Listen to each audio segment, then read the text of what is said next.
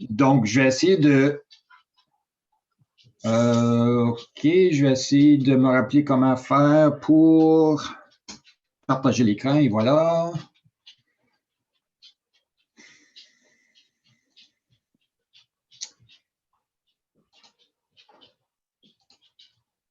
Oh, ça fonctionne, je crois. Oups, acceptez, je pars pour ma page. Donc, je fais comme ça. Est-ce que ça fonctionne, Oui. une ou deux personnes? Oui. OK, super. Donc voilà, j'ai trouvé une photo du club. C'est juste par hasard que c'est moi qui est dans le canot sous l'eau, mais vous voyez qu'il y en a au moins deux autres canots. Mais en tout cas, ça c'est juste la place. Ça, c'est sur ben voyons, la petite, la petite nation. C'est bel et bien ça, la petite nation juste à l'est de Gatineau. Donc, un aperçu de qu'est-ce qu'on va se parler. Les vêtements en général, les pièces en bois, l'équipement de canot spécialisé, l'équipement de camping.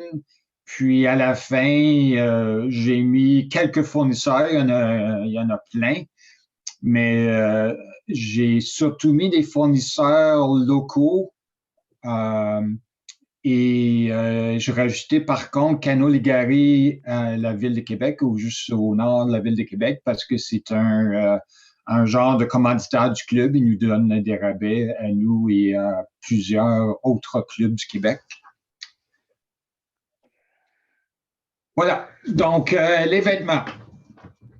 La grosse chose que j'ai vue, j'ai pas seulement fait beaucoup de sport, mais je crois que je l'ai déjà mentionné, j'ai travaillé pour Trailhead, pour Wally Shaber, ici à Ottawa. Alors, j'en ai vu de l'équipement passer, l'équipement mal entretenu et moi-même, j'ai eu des bris ici et là. Donc, on a plusieurs d'entre nous, on a beaucoup d'équipements spécialisés, surtout ceux qui font de l'eau vive dans l'eau froide ou dans la température froide. Donc, on parle de néoprène, de dry suit, dry top, des gants néoprène, des casques, etc. Donc, on a tendance à la fin de la saison, même après un voyage, de le jeter dans la section noire du garage ou du sous-sol des oublier jusqu'au printemps prochain. Puis là, on dit, oups, ils n'ont pas bien séché, ils ont des taches ou des trous à réparer, etc., etc. Donc, c'est ça. C'est juste une revue un rappel un peu, d'inspecter nos vêtements. Euh, des fois, juste prendre une petite brosse pas mal souple pour enlever la terre, des débris qui sont poignés. Surtout, on va dire, je vais prendre un dry suit. C'est tellement compliqué à faire un dry suit, il y a tellement de petits recoins ici et là. Puis, on a tendance à oublier qu'à la fin de la journée, on l'a mis à terre et ensuite, on l'a jeté en arrière de l'auto par-dessus toutes sortes d'autres choses. Donc, si on prenait notre dry suit puis qu'on le virait l'intérieur à l'extérieur, d'inspecter qu'il n'y a justement pas de terre ou de débris qui est rentré, même le laver dans un bain pour enlever la poussière d'extra. Euh, Puis aussi, je le mentionne là, il faut faire attention à nos produits de spécialité. Ce sont des produits de pas mal haute technologie. On oublie comment de recherche et développement qui a été mis dans les vêtements de sport. Et donc, il faut se rappeler qu'on ne peut pas juste utiliser n'importe quel savon, surtout éviter du savon liquide, à moins que c'est un savon spécialisé pour les vêtements de sport. Le minimum, la plupart des manufacturiers recommandent que ce soit un savon en poudre. Mais là, il y a plusieurs savons en poudre qui ont. Il est encore là. Ah, il y a une gang de familles qui s'amuse. Donc, c'est ça, les savants en poudre, souvent, ont bon, un parfum.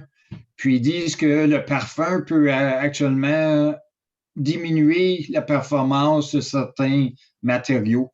Donc, éviter un savon en poudre avec du parfum ou encore mieux, acheter les liquides spécialisés pour l'événement en sport.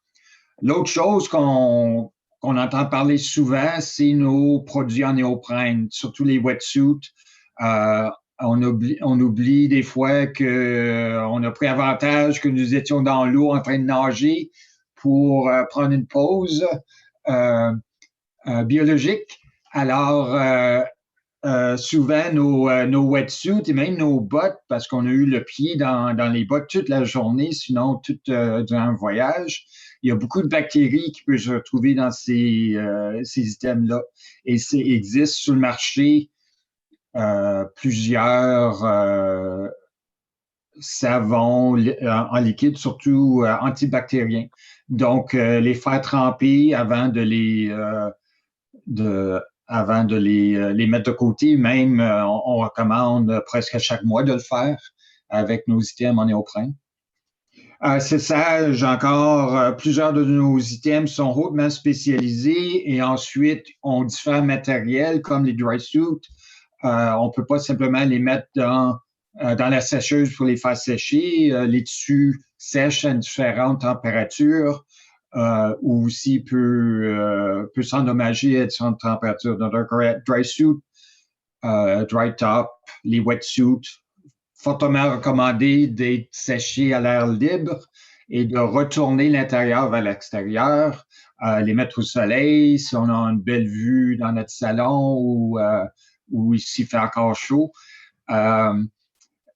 L'exception serait peut-être certains pantalons ou tops qui ont, qui n'ont pas nécessairement du néoprène ou du latex. Plusieurs manteaux genre Cocatat, Level 6 utilisent plutôt quelque chose autour du cou et des mains. Un tissu qui n'est pas vraiment du néoprène. Encore une fois, il faut regarder aux recommandations du manufacturier. Mais après le traitement j'aurais peut-être dû rajouter cela à la prochaine ligne, mais après le traitement d'avoir bien nettoyé ces items-là de spécialité, lorsqu'on rajoute un traitement déperlant, euh, si vous ne connaissez pas cela, le mot anglais, c'est Durable Water Repellency. Le mot très français, traitement déperlant. Ça l'aide de faire, bon là, c'est mon tour de faire un bond, un lien avec le tissu. Plusieurs manufacturiers recommandent justement de mettre l'item dans la sécheuse à vêtements sur la température haute. Encore une fois, regardez vos petites étiquettes dans le vêtement ou allez au site du manufacturier pour être certain que vous pouvez le faire. J'ai mis, on va le revoir plus tard, mais j'ai mis justement Level 6 vend de l'équipement, des nettoyeurs, des traitements déperlants spécialisés. Nickwax, une compagnie hautement recommandée pour nettoyage vos items, de rajouter les déperlants à vos manteaux, pantalons, même souliers en Gore-Tex. C'est une compagnie qui a plusieurs bons produits, surtout que ceux que Nick White vient juste de réintroduire, excusez-moi, vient juste d'introduire un petit à côté, mais plusieurs d'entre nous, je suis certain, ont fait du ski de fond, du ski alpin, haute route, et on utilise nos peaux de phoque, les skins. Ben, Nick White, justement, a maintenant des produits pour nettoyer et pour rajouter un déparlant à ces skins-là. Alors, c'est ça, j'avais laissé. Claude, si tu permets, on avait eu un commentaire de Sébastien Chouinard dans les commentaires sur le côté qui avait mentionné que lui, il utilise du savon à vaisselle pour le lavage et puis ça semble bien fonctionner. Est-ce que ça serait le cas, tu penses, et pour les dry suits et pour les wet suits aussi? Un autre Sébastien, je pense. Un autre Sébastien, OK. Mais c'est ça, Et Claude, je me demandais en fin de compte, comme produit de lavage, est-ce que du savon à vaisselle, ça fait la job ou si ça prend des produits plus spécialisés selon ce que c'est dry suit ou wet suit? je suis presque certain que c'est pas recommandé à cause de deux choses. Plusieurs ont un parfum et ont aussi un anti-déperlant pour briser la Les graisse. molécules. Ouais, OK. Je me rappelle, j'avais lu en quelque part que c'était fortement pas recommandé pour les items de sport. Est-ce que tu as un savon en particulier, sans faire de publicité pour une compagnie, là, mais y a-t-il un savon que tu recommandes pour ça? Ou... Oui, donc les produits justement Nick Wax OK. et on sait que c'est le distributeur canadien. Je vois que j'ai oublié de mettre la marque. Moi, je l'ai mis plus bas. Bon, si je clique sur ça, ça va aller. Vous allez peut-être pouvoir voir le site. Puis, et pendant que c'est en train de se faire, tu avais mentionné qu'après un lavage, là, on aurait un produit protecteur à mettre après. Là, puis là, je vois que tu as le Level 6, là, qui est un Dryware Maintenance and Storage, là, qui est aussi un autre produit qu'on peut prendre après.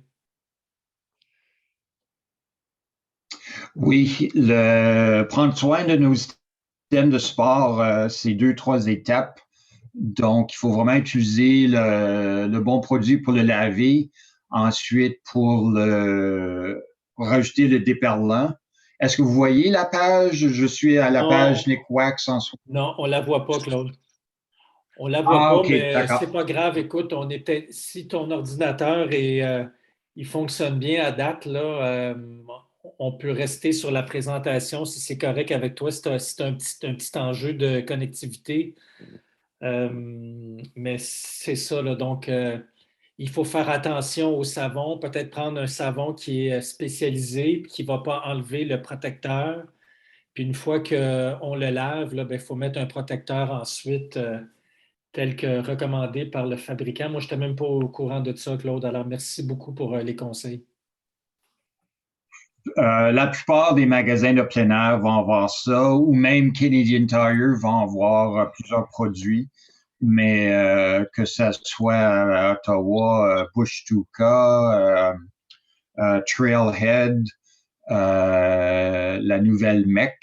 Fais attention de ne pas l'appeler une coop, c'est plus une coop, c'est un magasin à but lucratif et un magasin américain maintenant, pour ceux qui ne le savent pas.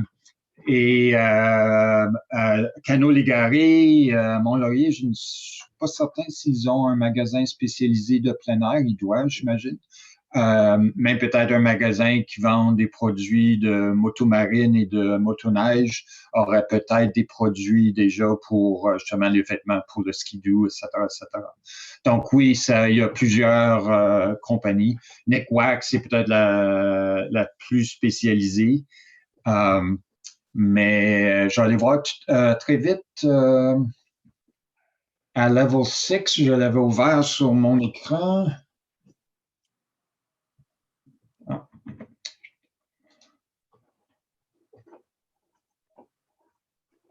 Justement, Level 6, malheureusement, ont un site seulement en anglais, mais Level 6, c'est une compagnie qui a été commencée ici à Ottawa et ils sont encore, la maison mère est encore ici à Ottawa, donc c'est une compagnie canadienne.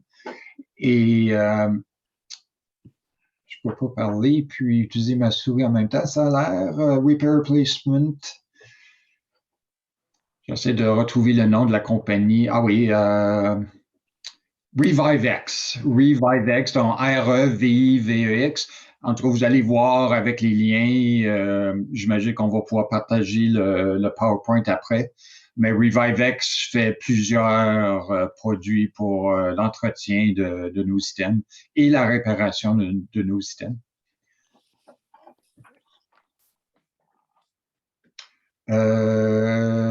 L'autre chose qu'on oublie souvent, c'est justement, surtout sur nos dry suits, mais aussi sur certains de nos sacs étanches de transport. Il y en a plusieurs qui utilisent des fermetures et des fermetures à l'épreuve de l'eau, surtout sur nos dry suits. Donc, il existe des produits, ReviveX justement en fait un. C'est une raison pourquoi que j'ai mis le lien de Level 6. Ils vendent un lubrifiant pour ces fermetures éclairs-là qui fait une belle différence. Donc, pas seulement que ça va rendre la tâche plus facile de l'ouvrir et de le fermer, mais aussi ça protège le caoutchouc, le synthétique qu'ils utilisent pour fabriquer ces grosses fermetures éclairs-là. Est-ce qu'il y a des commentaires ou des suggestions?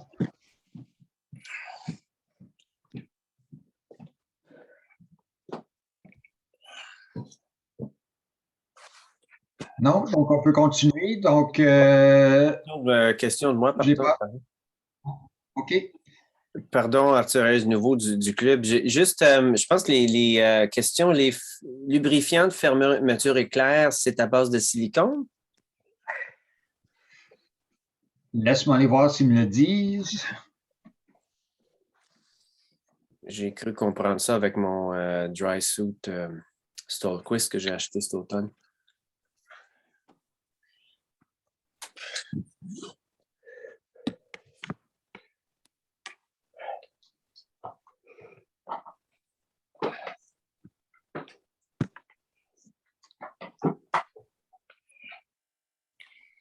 On parle surtout de lubrifier le bout, là, le bout là où il barre. Là. Ils disent pas probablement sur la bouteille, peut-être qu'ils diraient peut-être le contenu, mais je ne vois pas. Tout ce qu'ils disent ici, c'est que ça nettoie et lubrifie en même temps pour le plastique, nylon et les fermetures éclairs en métal. Puis ça laisse un film protecteur sur le matériau. Donc, mais ça n'explique pas exactement qu'est-ce que le produit contient. OK. Mais ça doit être quelque chose assez puissant puisqu'ils disent de pas mettre de pas lubrifier nos yeux avec. OK. Ça va être irritant assez, merci beaucoup.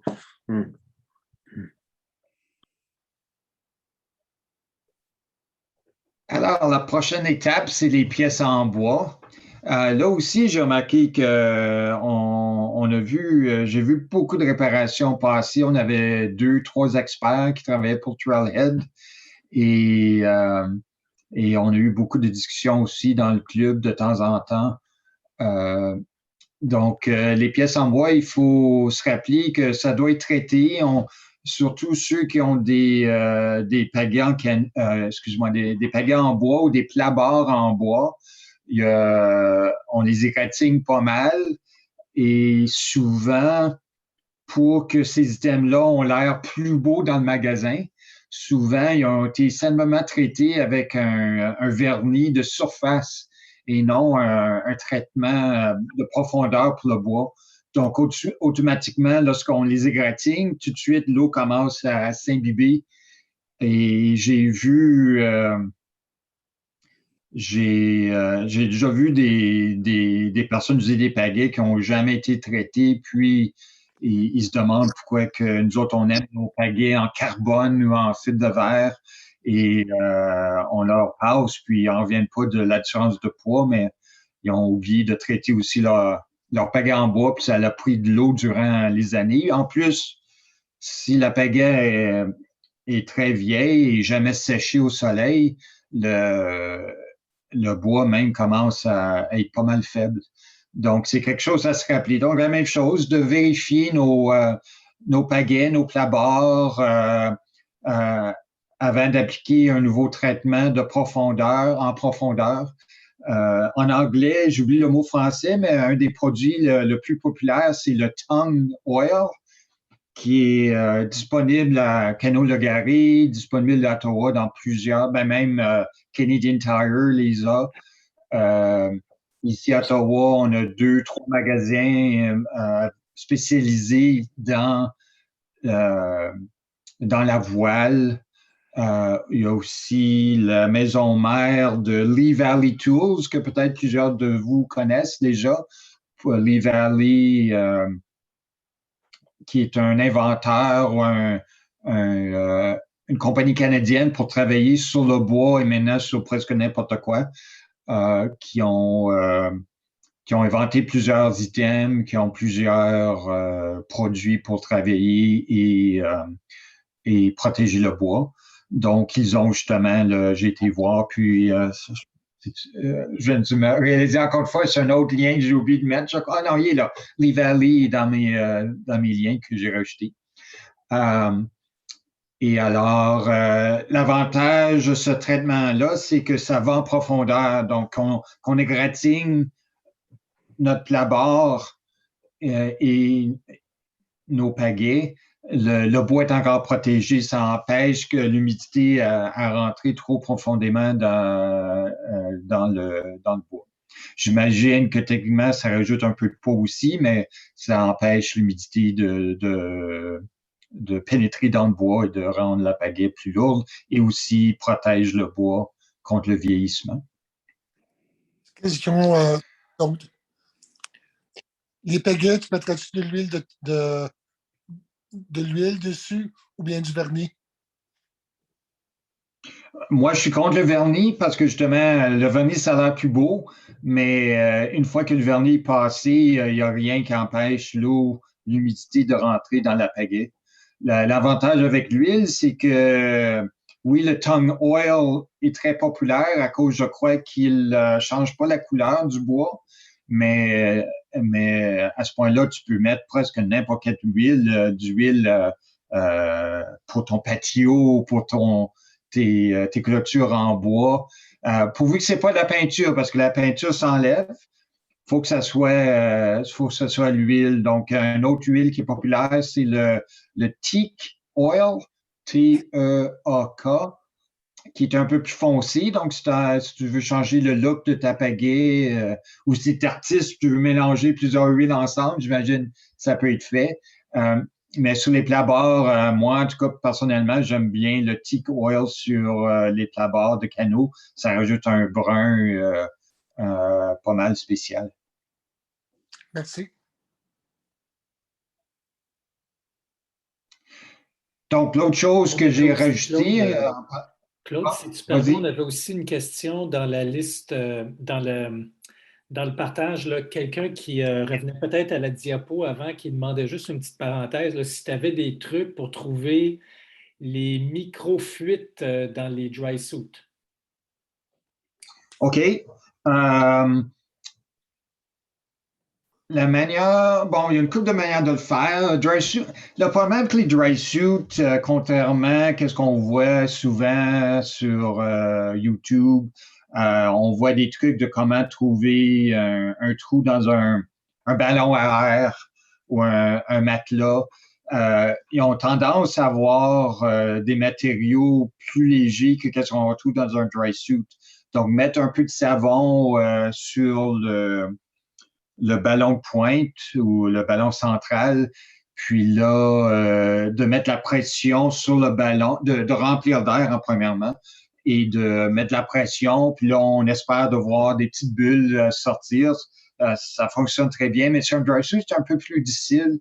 Peut-être le plus gros truc que moi j'ai vu, c'était de remplir le dry suit, puis de le suspendre d'une manière que, pas le remplir au complet, là, on remplit, là encore une fois, ça dépend du dry suit. Moi, je pense à mon dry suit, donc moi, j'ai les pieds qui sont aussi au sec.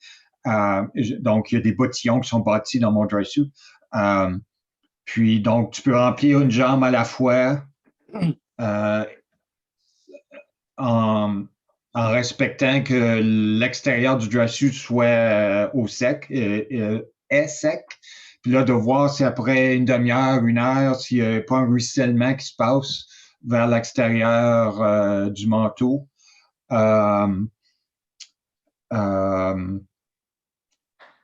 Il y a aussi, si tu as beaucoup de temps libre ou tu as un whirlpool à l'extérieur où tu as le temps, justement, au début de la saison, à la fin de la saison, de simplement de le mettre, porter le dry suit, puis aller section de lac ou de rivière sans un courant, puis de se lancer à l'eau, de flotter, de faire des mouvements.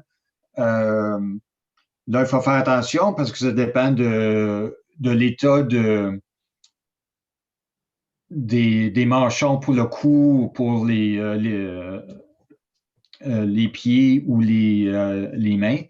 Parce que l'eau pourrait rentrer là-dedans, mais c'est aussi, ça serait un test de savoir justement si les manchons sont en bon état. Mais ça serait une manière de mettre légèrement, mettre des vêtements légers.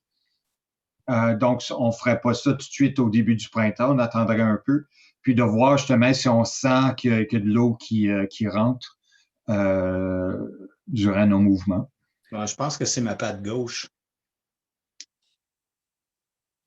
Dans mon drive, j'ai les pieds intégrés aussi. Là, puis je pense qu'il y a, soit du ruban scellant à l'intérieur qui est un petit peu décollé ou il y a un petit trou, là, mais à la fin de chaque journée, depuis une saison ou deux, j'ai tout le temps le pied gauche mouillé et le pied droit bien sec. C'est. Donc, ça serait un test avec l'eau. Oui. Claude aussi, on avait une question de Arthur qui demandait si tu avais des trucs pour réparer ou renforcer un collet en néoprène. Il y a un semi-dry de Stolquist et puis il a commencé à fendre un petit peu. Oui, il y a un produit qui s'appelle de la compagnie Seal. C'est drôle que dans ma recherche, je ne l'ai pas vu. Laisse-moi faire une recherche très rapide. Aquaseal. Aquaseal, c'est ça, merci. Il me semblait qu'il manquait quelque chose. Aquaseal, je pense que c'est Neoprene Repair.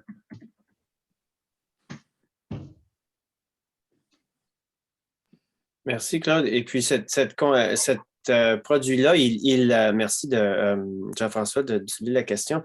Il fait, comment dire, là, il va souder ou boucher, empêcher la craque de progresser? Oui, exactement. Tu le mets dans la craque elle-même. Tu le laisses sécher 5-10 minutes. Okay. Des fois, dépendant qui parle, ils vont, avant de le remettre ensemble, ils vont remettre un peu de produit. Ensuite, tu le pinces ensemble. Moi, j'ai fait plusieurs réparations et même dans mes corrects d'eau vive, j'utilisais ce produit-là pour mettre des patchs de foam, de mini-sel foam ou j'utilisais du néoprène pour rendre mes sièges de kayak plus confortables. Et c'est cela que j'utilisais ou simplement que là, je vois qu'ils ont dû perdre peut-être leur copyright sur leur produit parce que là, ils l'appellent contact cement. Que je dois dire clairement, c'est ça que moi j'ai utilisé, du contact cement de Lepage, facilement achetable à Unitary plusieurs places. Donc, ça fonctionne merveilleusement sur plusieurs items. J'ai fait des réparations. Rajouter une autre épaisseur de néoprène sur les genoux d'un wetsuit. J'ai fait ça avec ça. Donc, ça fonctionne très bien. OK. Peut-être ressources, peut-être Je vais poser la question. Elle s'appelle Isabelle. Atelier hors piste. Enfin, c'est surtout des réparations de bottes et souvent des fermetures, là, mais je vais peut-être proposer le projet en même temps, mais pour ceux qui ne la connaissent pas, mais en tout cas, une bonne ressource là, pour réparer des zips de tente, par exemple. Là, je la connais un peu, mais non, merci, c'est bien utile. Je peux même montrer le collet. Oui, hautement recommandé. J'ai fait plusieurs projets avec elle. Et justement, sur une de mes bottes de néoprène, la botte elle-même est encore en très bonne condition. Puis elle m'a posé une semelle Vibram sur mes bottes en néoprène. Et ça coûtait cher par contre, mais ça m'a coûté autant qu'une bonne botte de plongée sous-marine, mais à la place d'avoir du 5 mm de néoprène, j'avais du 3 ou 4 mm comme mes bottes normales. Mais maintenant, j'ai une très bonne semelle Vibram OK. qui est beaucoup plus confortable. OK. C'est ça. Donc, on peut continuer. Est-ce qu'on avait fini cette section-là? Ah oui. Donc, c'est ça. Donc, si on revient, la maintenance qu'on fait sur du bois, donc, c'est ça. J'ai parlé qu'un traitement complet avec les produits en huile va permettre à nos items de vivre plus longtemps, de nous donner plus d'aventures. Donc, une autre chose pour ceux qui mettent, comme la plupart de nous, j'imagine, entreposent nos canaux pour l'hiver à l'extérieur. Dans un garage ou comme moi en dessous de mes arbustes bien protégés. Donc, si vous avez des plabards en bois sur un canot en fibre de verre, Kevlar ou en plastique, c'est de se rappeler qu'il va y avoir un peu de stress parce que l'air froid, plus que l'air froid, les températures sous zéro, fait qu'il y a un petit mouvement de stress entre le bois et le restant du canot, sa connexion avec le canot. Donc, c'est fortement, surtout aux pointes, c'est fortement recommandé de dévisser, pas d'enlever les vis, mais d'enlever, de desserrer les vis qui sont qui connectent les plabards au canot. Donc, ça, c'est un truc que plusieurs personnes savent, mais c'est quand même bon à rajouter ici. L'entreposage, c'est une question qui revient assez souvent. Est-ce que je devrais mettre mon canot en suspension ou sur des blocs? La grosse chose pour l'entreposage, c'est de ne pas mettre de stress sur le canot.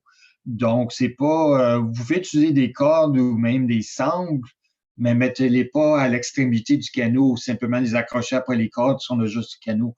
Vous allez utiliser moi, je préfère des sangles à peu près à chaque tiers du canot. Donc, ça va supporter, ça va distribuer le poids plus facilement que ça soit sur un rack fait à la maison ou un rack en nylon suspendu en haut du garage ou même comme moi à l'extérieur. J'ai mis des blocs de bois à peu près au tiers de mes embarcations, mais je les ai aussi soulevés du sol. Les miennes ne sont pas en bois, sont toutes en métal ou métal avec du ABS. Mais c'est juste pour protéger si on a un mauvais hiver avec beaucoup d'accumulation de glace, le glace pourrait stresser le canot. Puis, je préfère les mettre un peu plus haut pour éviter que des mulots ou d'autres petits mammifères utilisent mon canot comme hébergement pour l'hiver. Donc, aussi, c'est quelque chose que j'ai dû me rappeler, surtout en regardant la photo du canot, c'est j'ai enlevé mes sacs à air. Donc, je ne laisse pas mes sacs à air dans le canot Peut-être dans un garage, c'est pas un problème, mais des tuiles à l'extérieur, il pourrait y avoir facilement des rongeurs qui vont vouloir faire du customizing de leur habitation hivernale. Est-ce qu'il y a d'autres commentaires?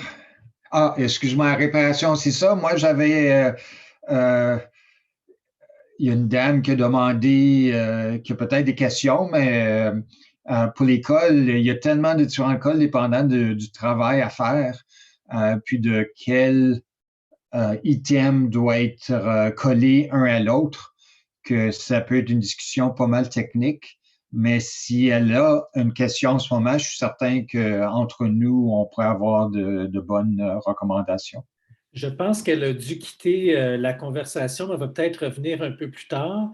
Entre-temps, il y a Sébastien Belland là, qui a partagé dans le chat un lien de Atelier hors piste à Gatineau. Je pense que c'est la dame dont Arthur y parlait, là, qui est une spécialiste en réparation de matériel de plein air. Fait qu'il y a un hyperlien là-dessus pour ceux qui sont intéressés. Justement, parlant d'elle, j'oublie son nom, mais elle a tellement une bonne qualité dans son travail que North Face Canada, à place d'envoyer leurs items aux États-Unis, les envoie maintenant à elle pour le faire réparer lorsqu'ils peuvent être réparés. Et la MEC aussi avait commencé à faire cela pour leurs items sous garantie. Et je ne serais pas surpris que la prochaine fois que je la vois, qu'elle est rendue avec plusieurs autres compagnies. Donc, elle fait du bon travail. Arthur a mentionné qu'elle s'appelle Isabelle. Et puis, on a une question, Claude, pour toi, de Alex qui dit « Mes 2 canaux sont suspendus dans le garage par le crochet dans les pinces. Si j'ai bien compris, vous ne conseillez pas cette pratique. » Bien, encore une fois, j'ai pas d'études scientifiques qui ont testé cela, mais ça dépend du canot. Je dis, c'est un petit Zéphyr qui pèse rien. J'en doute que ça mettrait de la pression. C'est un gros prospecteur de 17-18 pieds en ABS. C'est une possibilité peut-être qu'il va y avoir une petite déformation à la longue. D'après moi, ça serait facile à faire un rétrofit et de plutôt mettre des sangles, un support au tiers du canot. Il me semble que ça devrait être assez facilement fait pour éviter des surprises à un moment donné.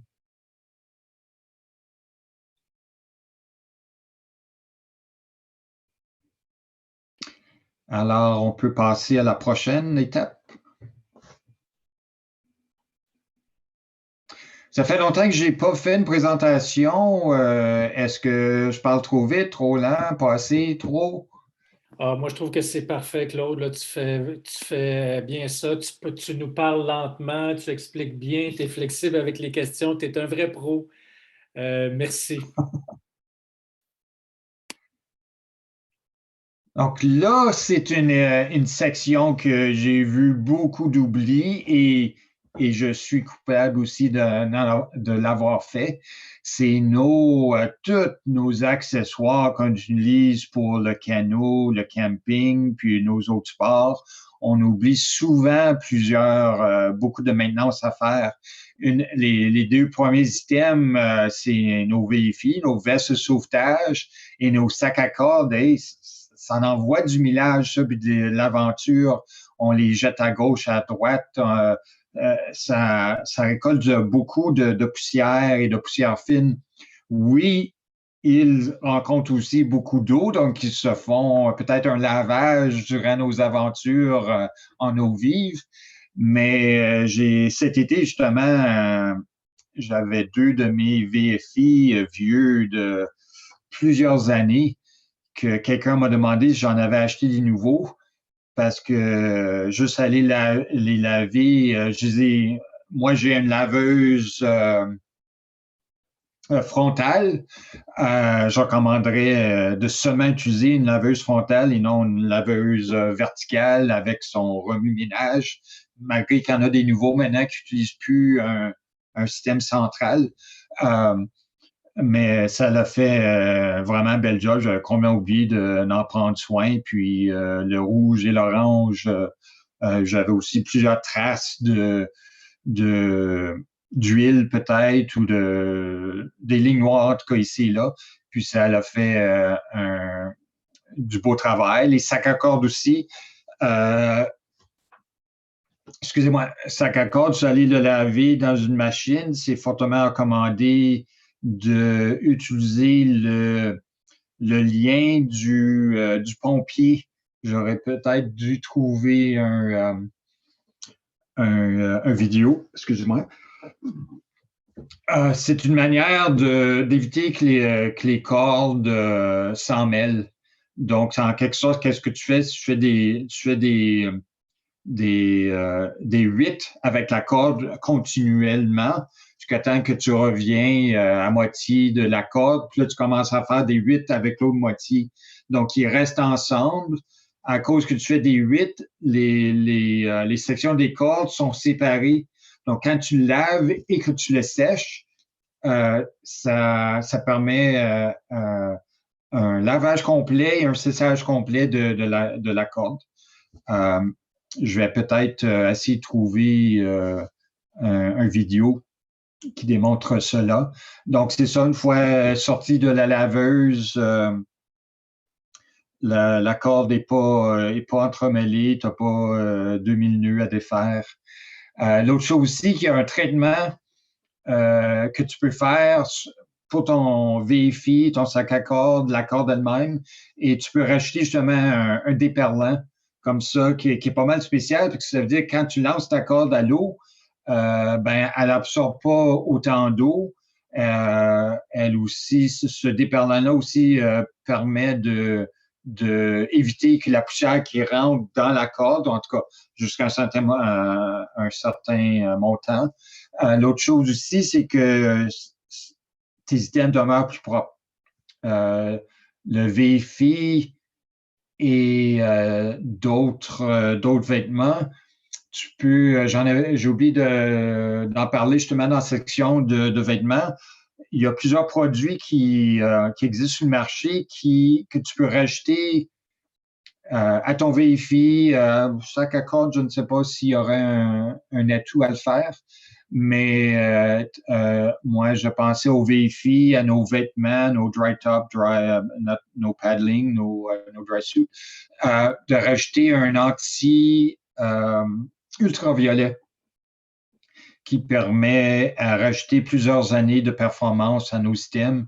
Je me rappelle, 30 ans passés, il y avait une annonce d'un manufacturier de VFI qui avait utilisé le produit qui existe encore aujourd'hui disponible, c'est dans mes liens justement, je vais le dire en anglais, 303 Protectant, et avait mis la moitié sur une des moitiés de leur VFI, il l'avait mis en avant et à l'arrière, avait mis ce produit-là qui est simplement un spray, et l'avait mis en haut sur leur toit d'immeuble, et supposément avait oublié qu'il l'avait fait. Puis, à un moment donné, il y avait un problème de climatiseur que un employé est allé voir qu'est-ce qui se passait. Puis, on a vu son VFI-là qui traînait en haut, qui est encore là après toutes les intempéries et toutes les tempêtes, et que la moitié du VFI était complètement déchirée juste avec l'effet du soleil, du vent et de la poussière, tandis que l'autre moitié est encore en très bon état. Donc, c'était leur manière de dire que leur produit fonctionnait. C'est un produit qui est utilisé beaucoup pour les bateaux à voile. Ils traitent leur voile avec ce produit-là. Donc, c'est un produit que je recommande, que moi, j'utilise justement sur mes VFI en particulier. Donc, c'est ça. Donc, deux systèmes que je trouve qu'on utilise beaucoup puis qu'on oublie qui ont besoin de l'entretien. L'autre chose, c'est nos couteaux. Plusieurs d'entre nous qui font pas de la pagaie durant l'hiver vont laisser nos couteaux sur nos VFI, puis on va complètement oublier. Puis à un moment donné, lorsqu'on va les avoir besoin en camping ou pour défaire quelque chose, on va s'apercevoir que, oups, on a oublié d'enlever le cheese whiz sur nos couteaux ou que nos couteaux ne coupent plus autant qu'ils coupaient avant. Donc, c'est un nettoyage à faire, de le brosser les dents, de sabler. S'il y a du sablage à faire, moi, je pensais pas vraiment à cause de la rouille, mais à cause que justement qu'on a oublié qu'on l'avait utilisé pour le cheese whiz. Donc là, c'est bien ancré sous couteau. Donc, de le sabler avec une laine d'acier. Puis là, de tester comment bien que ça coupe sur différents produits, c'est couper un fil à pêche, une corde plus épaisse et de voir s'il y a de l'affûtage à faire. Plusieurs d'entre vous, je suis certain, savent comment affûter des couteaux. Sinon, il y a des outils très simples à utiliser comme le Speedy Sharp disponible au Canadian Tire. Souvent, je le vois en vente à 20-40% enlevé. Un produit que je ne connaissais pas, Smith's Pocket Pawl. L'avantage de celui-là, c'est que justement, tu peux affûter les dents des couteaux avec en tout cas, vous allez les voir. C'est Canadian Tire aussi qui a ça. Je suis certain que c'est disponible un peu partout. L'autre chose qu'on a tendance à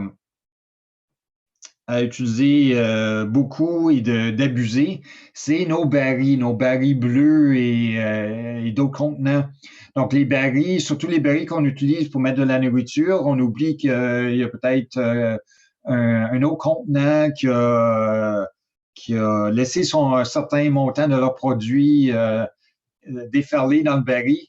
Puis là, jusqu'à temps qu'on l'utilise pour une autre expédition, on ouvre le baril, puis c'est pas, il y a une odeur nauséabonde. Donc, facilement réparable, de simplement mettre un peu d'eau de javel. Je pense qu'il y a commande du 3%, donc c'est pas grand-chose. Un peu d'eau de javel dans de l'eau et de le rincer, de le laisser une demi-heure, 1 heure, et ensuite de le bien rincer après pour enlever l'odeur. Là, à ce point-là, peut-être, ça serait un bon temps d'utiliser le savon à vaisselle qui laisserait peut-être une meilleure odeur. Ou non, c'est peut-être pas recommandé justement pour attirer d'autres mammifères. L'autre chose aussi qu'on oublie souvent sur nos barils, et là, les contenants hermétiques, genre Pelican, donc les contenants qu'on utilise pour nos trousses de secours, nos trousses de premiers soins, et caméra. Et là, je suis, moi, très coupable cette année. J'ai découvert que de mon étui Pelican que j'utilise presque chaque fois, j'avais pas fait ma maintenance ou simplement que mon joint torique était rendu trop vieux. Et j'ai nagé, je l'avais dans mon Zéphyr, j'ai pas pu faire mon esquimotage, il a fallu que je nage et une fois sur le côté, j'ai dit mon Pelican avec ma bonne caméra SLR digitale, elle semble un peu pesante. Puis je l'ai ouvert, puis il y avait plein d'eau. Heureusement que c'était rapide et que le foam protecteur que j'utilise dans cette valise-là avait absorbé pas mal d'eau, que ma caméra et surtout ma lentille ça a l'air en tout cas qu'ils n'ont pas eu de défaut. Ils fonctionnent encore très bien. Alors, c'est ça, de vérifier les joints toriques, pas seulement des étuis Pelican et des étuis premiers soins, mais nos barils bleus ont aussi un joint torique dans le couvercle.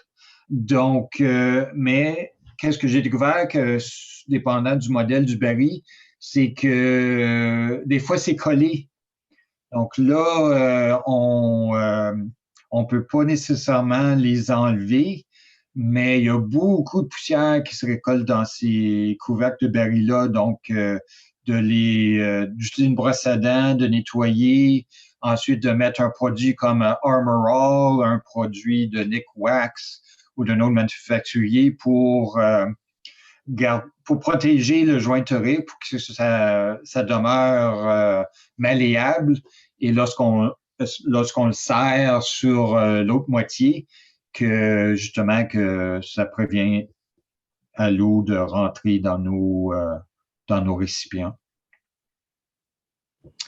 Là, je vois que je reviens à dévisser les plabards, j'ai déjà mentionné. Ah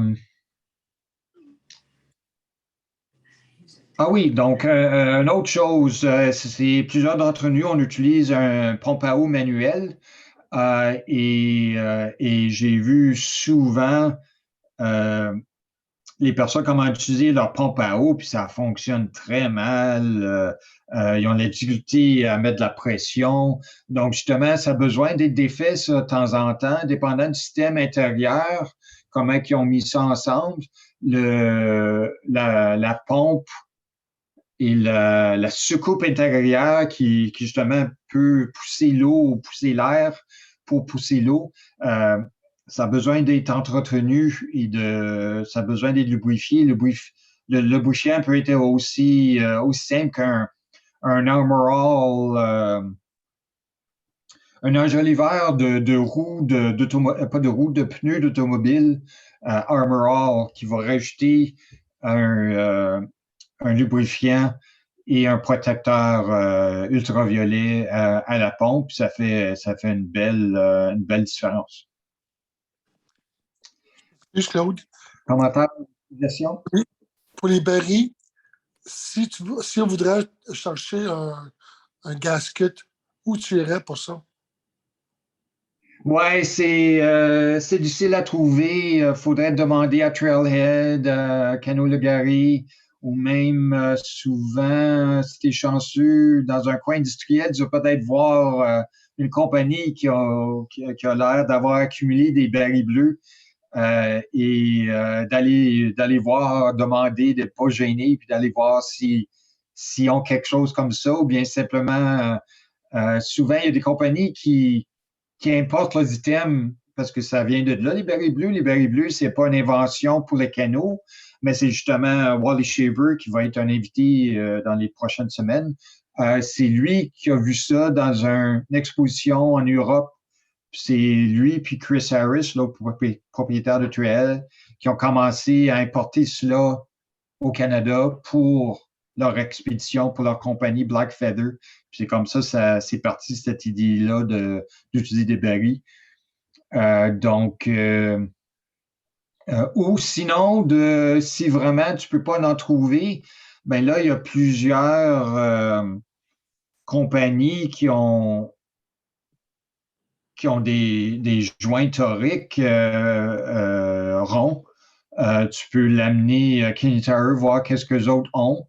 Même peut-être un joint Pelican rectangulaire ferait peut-être assez bien en devenant un cercle que tu pourrais peut-être le remplacer de cette manière-là.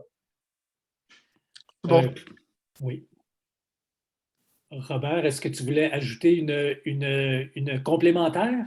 Non, c'est juste que j'ai un baril qui n'est pas bon, que je cherche un gasket, puis je n'en trouve pas, puis j'ai pris de chance.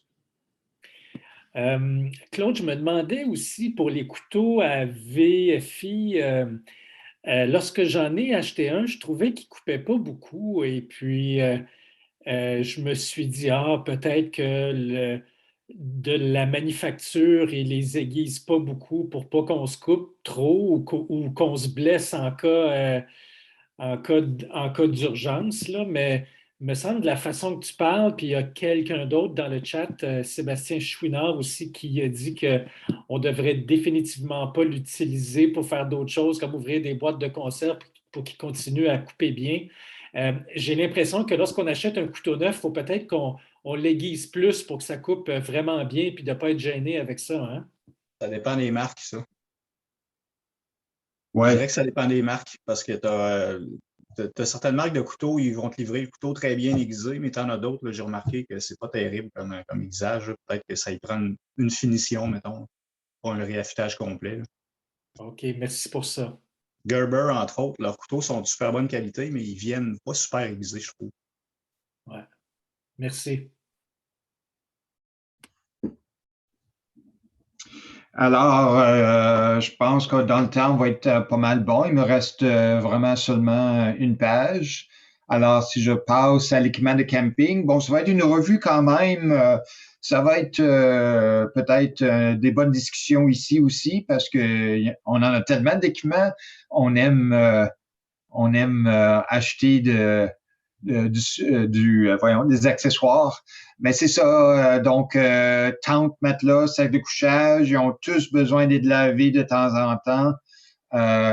Surtout les tentes, même avec nos meilleurs efforts, on oublie que il y a des beaux petits coins bien cachés dans ces tentes-là qui accumulent pas mal de poussière et de petites roches, même si on aime les lever avec leur armature encore en place pour les secouer. Euh, euh, donc, d'aller les brosser, de les laver encore une fois avec des produits spécialisés, les tentes, les doubles toits des tentes avec un through protectant ou un produit anti-UV. C'est pas anti, c'est peut-être un mot fort parce que ça va pas les protéger à 100%, mais va définitivement faire une différence en la vie du produit. L'autre chose, c'est nos matelas genre Temares qu'on souffle à la bouche puis qu'on rajoute des bactéries à l'intérieur du matelas. Puis en revenant de nos aventures, on les lance dans la cave puis ou dans le garage, puis on oublie qu'il y a de l'humidité dans ces matelas-là.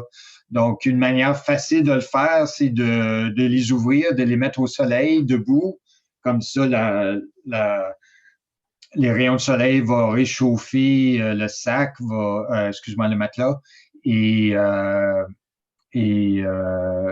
laisser la chaleur sortir par le bout qui va vers le ciel et espérer que ça va tuer les bactéries qui ont été accumulées là-dedans. Là, j'ai essayé de voir s'il y avait quelqu'un qui avait essayé ou recommandé, est-ce qu'on peut faire le même petit traitement avec l'eau de Javel, remplir ces sacs, les matelas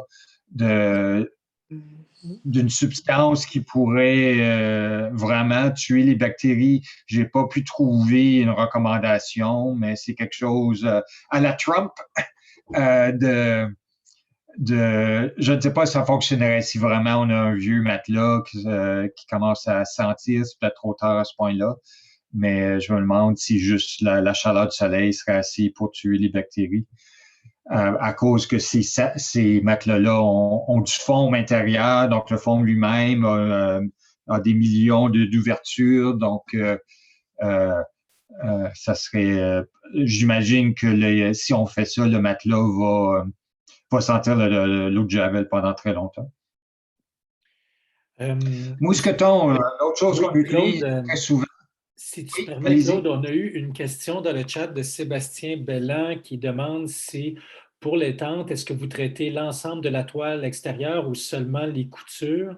Moi, il y a Simon Crépeau là, qui vient de me donner sa belle tente usagée, là, puis il est comme toi, il traite ces choses avec amour, là, puis il met à la fois un vaporisateur imperméable sur la tente, puis il m'a dit de prendre un produit au pinceau pour les coutures, un produit qui est spécial pour ça. Est-ce que c'est ce que tu recommandes aussi, Claude? Si tu as le temps, la plupart des nouvelles tentes depuis fin des années 90, leur couture intérieure a été scellée par un tape chauffé soit au ultrason ou à la chaleur. Mais j'ai eu quelques tentes récemment que les miennes ont commencé à se défaire. Donc, c'est quelque chose à inspecter. J'ai même une Eureka Eureka vend des tentes qui sont difficiles à battre en fait de qualité-prix, mais j'ai une tente Eureka qui est complètement le tape, en bon français, qu'ils ont utilisé pour sceller les coutures à l'intérieur complètement sec, complètement arraché. Donc, celle-là, il a fallu que je le traite de l'intérieur et j'ai décidé à ce point-là de le faire à l'extérieur aussi. C'est un vieux truc que j'ai appris longtemps passé. J'ai utilisé un produit pour le bois. C'est c'est vendu par Canadian Tire, par plusieurs autres quincailleries, j'imagine. Thompson Water Seal ou Thompson Water Seal, que j'avais utilisé sur des items pour voyage en bicyclette. Puis c'est quelqu'un d'autre qui m'en avait parlé. Ça a l'air à fonctionner mieux que les produits vendus normalement dans un magasin de plein air. Mais ça rajoute un peu ça diminue un peu la flexibilité du tissu, mais j'ai décidé de le faire à toutes mes tentes, en tente familiale, tente 3 places, tente 1 place. Puis j'ai traité mes coutures extérieures avec cela.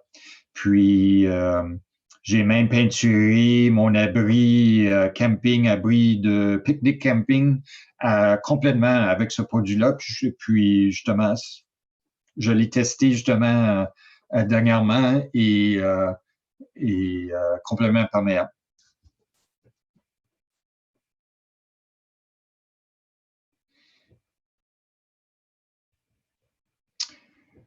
Alors, c'est ça, j'étais rendu au mousqueton. Mousqueton, surtout les mousquetons qui ont un item où est-ce qu'on peut tourner et le barrer. Donc, ça récolte beaucoup de poussière, puis avant d'attendre on ne peut plus l'ouvrir ou le fermer. Donc, nettoyage, brosse à dents, lubrifier, pas avec du WD-40 parce que ça l'attire, la poussière. Je recommanderais un lubrifiant pour bicyclette, pour, il y a plusieurs différents lubrifiants pour les chaînes à bicyclette et ça serait les produits dry, donc dry lubricant pour chaîne à bicyclette. Donc là, ça permet puis là, on pourrait en mettre une goutte ou deux sur les bras eux-mêmes, les portes des mousquetons. Ça fait une belle différence, surtout ceux qui se barrent, ça tourne beaucoup plus facilement. Je vois une faute d'orthographe. Filtre à eau. Donc, nos filtres à eau, un autre item qu'on utilise souvent, et c'est pas tous les filtres à eau qui peuvent se faire nettoyer, mais un produit comme MSR qui sont faits pour être, la plupart de leurs filtres à eau sont faits pour être démontables au complet. Comme ça, si tu es au milieu de nulle part, dans les territoires du Nord-Ouest, puis tu as un problème avec ton filtre à eau, tu es capable de le défaire. Donc, c'est ça, de le nettoyer, lubrifier, décontaminer.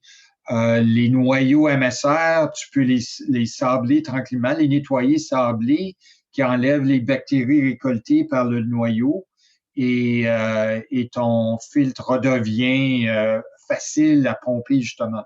Donc, ça, j'ai vu des cauchemars, les personnes qui oublient de faire ça, mettre leur filtre à eau en storage pour l'hiver et au printemps ou au début de l'été, milieu de l'été pour leur voyage, puis il y a une ferme de bactéries dans leur contenant. Donc, c'est quelque chose à vraiment inspecter et faire de l'entretien. Même chose avec nos réchauds, ça prend beaucoup de stress, ça fait, dépendant de la manière comment qu'on les allume, une brosse à dents avec un nettoyant pour le métal ou un nettoyant pour la bicyclette, pour les chaînes à bicyclette, lubrifier où est-ce qu'on peut et les items comme les pompes à réchaud, MSR, Coleman ont besoin d'être nettoyés et d'être relubrifiés, surtout j'ai appelé ça une soupape, dans la pompe pour les bouteilles à gaz, MSR.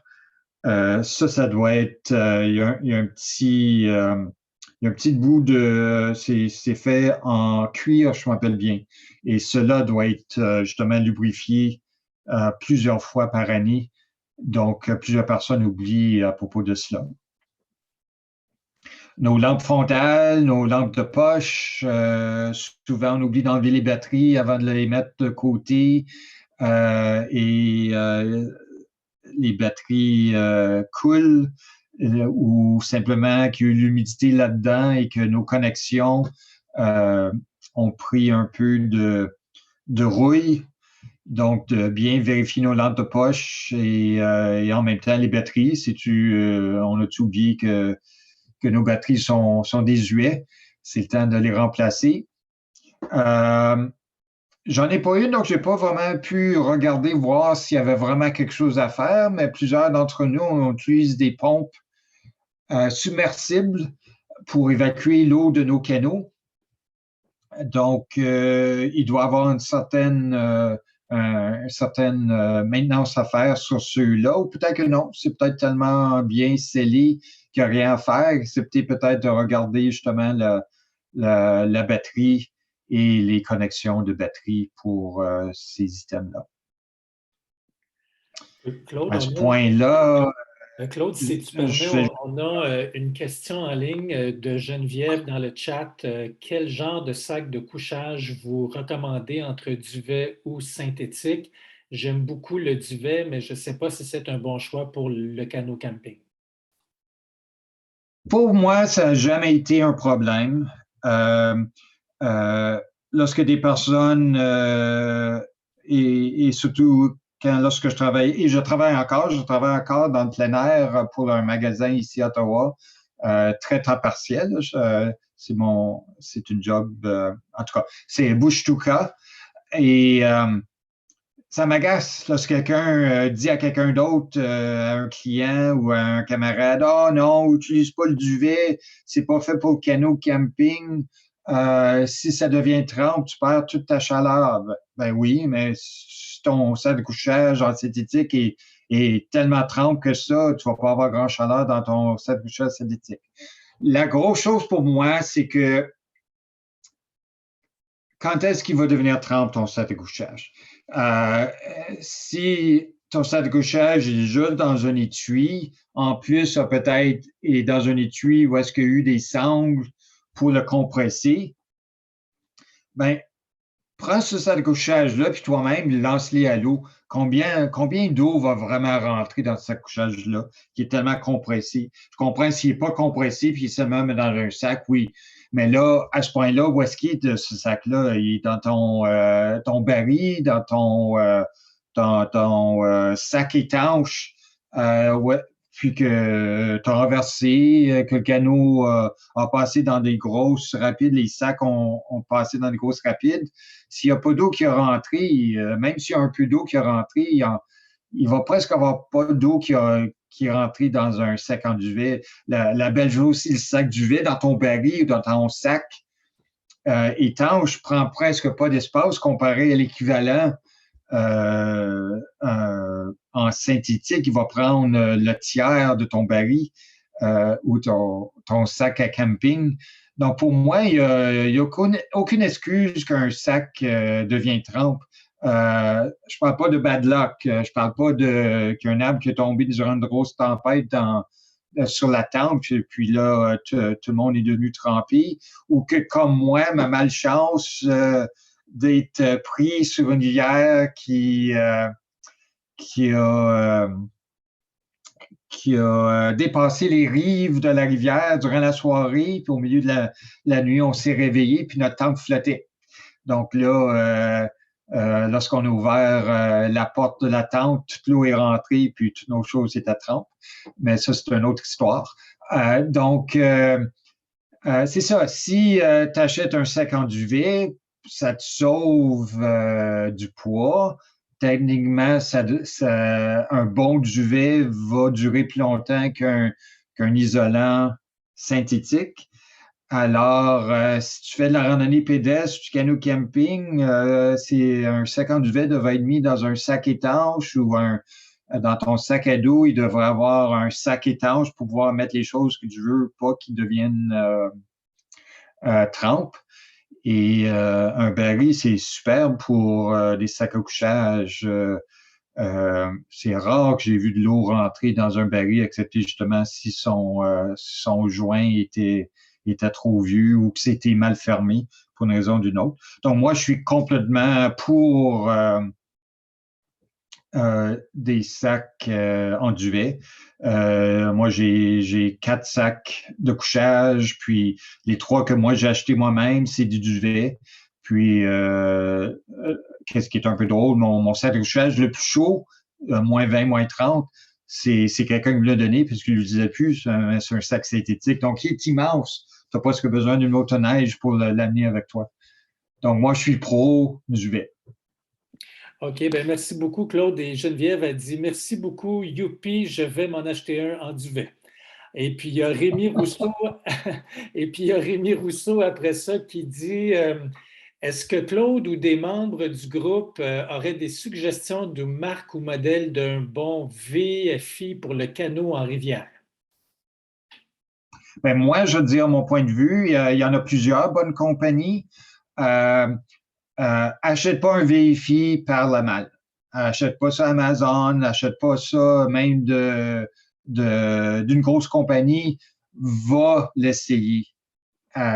Supporte ton magasin local ou durant tes visites à Québec ou à Ottawa, Montréal, va dans les magasins, essaye-le. Parce que un bon VFI commence 75-100 $ peut-être et plus haut.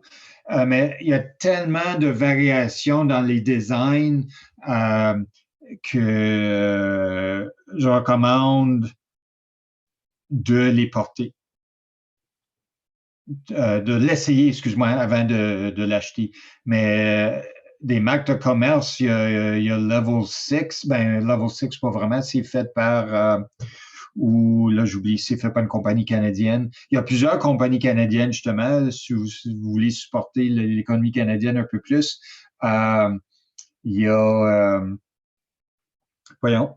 Salus ou Salus, qui font justement la veste de sauvetage Level 6, et eux autres, comme de raison, en font plusieurs. Il y a Cocatat, il y a, aidez-moi, Extra Sport, je ne sais pas si ça existe encore.